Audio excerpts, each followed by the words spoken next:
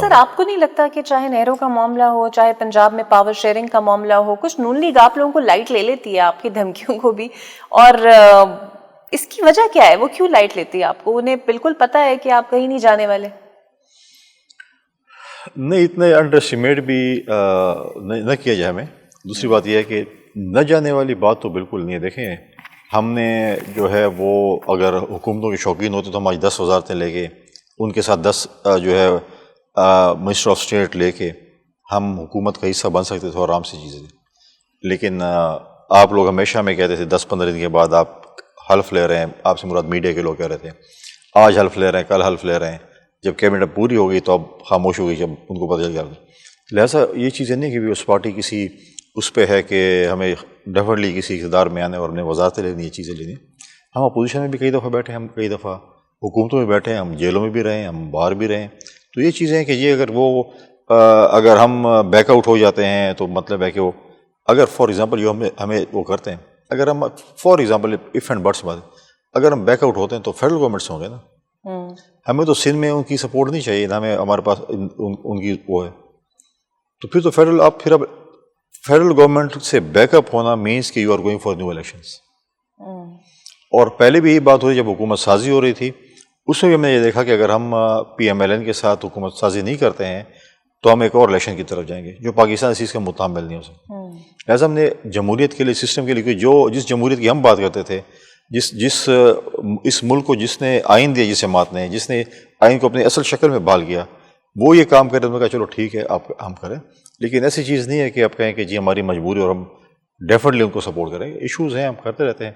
ہم نے صرف ان سے یہ کہہ رہے ہیں کہ آپ نے ایک حکومت بناتے وقت ایک پاور شیئرنگ فارمولے پہ سائن کیا تھا کہ ہم اکٹھے ہوتے ہیں. ہم نے بھی کیا تھا.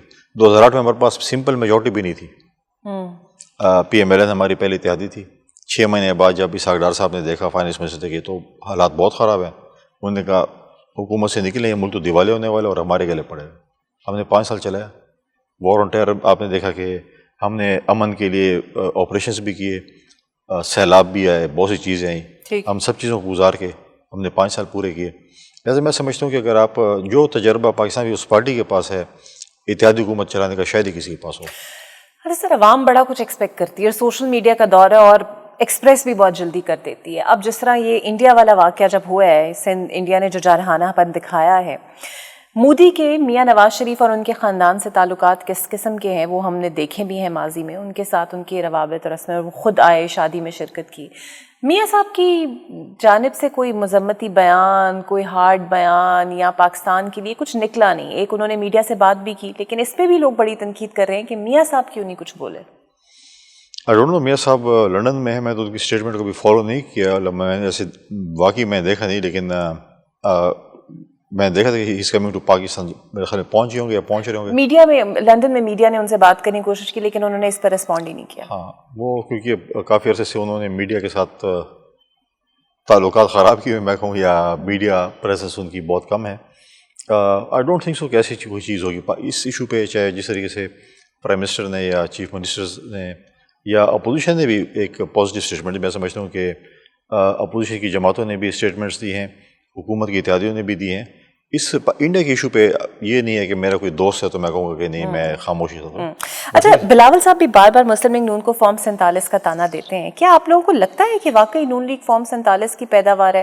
پھر اگر وہ فارم 47 کی ہے تو آپ لوگوں کے پاس بھی جو آئینی عہدے ہیں وہ بھی پھر سارا اسی کا شاخسانہ ہے؟ آپ لوگ کہہ رہے ہیں فارم 47 تھا، ہمیں تو پتہ نہیں. فارم 47 پہلی دفعہ آپ لوگوں نہیں، بلاول صاحب نے جلسوں کے اندر کہا ہے. جی، انہوں نے بات کی ہے اس پہ اور چیزیں. تو اگر ہم فارم 47 کی پیداوار ہے، ہم تو کہتے ہیں کہ سندھ میں آپ آ جائیں، بتا دیں کہاں پر آپ کس جماعت کو کس سیٹ پہ اعتراض ہے، ہم اس کو کھول لیتے ہیں اور اس کے اوپر ریکاؤنٹنگ کرنا چاہتے ہیں، جو چیز دیکھنا چاہتے ہیں.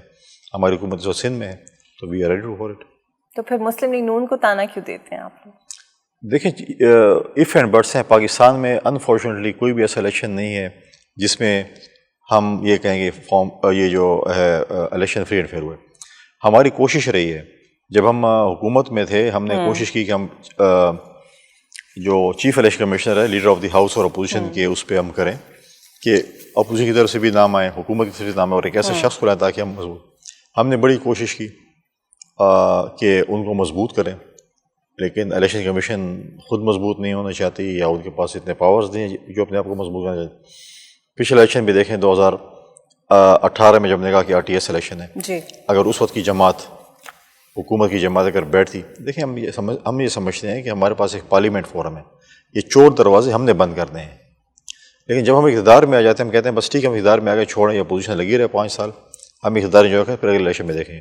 جب اگلے الیکشن میں جب ہم الیکشن ہارتے ہیں پھر کہتے ہیں نہیں ہم نے تو 5 سال ضائع کیا, اگر ہم بیٹھ جاتے تو ہمیں یہ دن نہ دیکھنے پڑتے. لہٰذا میں سمجھتا ہوں کہ RTS کا بیٹھنا ہو یا آج جو ایشو ہے, اس میں بھی آج میں سمجھتا ہوں کہ پولیٹیکل پارٹیز کو پارلیمنٹ میں بیٹھ کر اس قسم کے دروازے جو ہیں اور کھڑکیاں بند کرنے چاہیے تاکہ پاکستان میں عوام ووٹ کرے, چاہے وہ مجھے ووٹ کرتی ہے, چاہے وہ آپ کو ووٹ کرتی ہے, کسی اور جماعت کو ووٹ کرتی ہے, لیٹ دم ووٹ. اور یہ چیزیں جو ہے, یہ چیزیں خود ہی عوام جو ہے 2-4 الیکشنز کے بعد چیزیں ٹھیک ہو جائیں گی.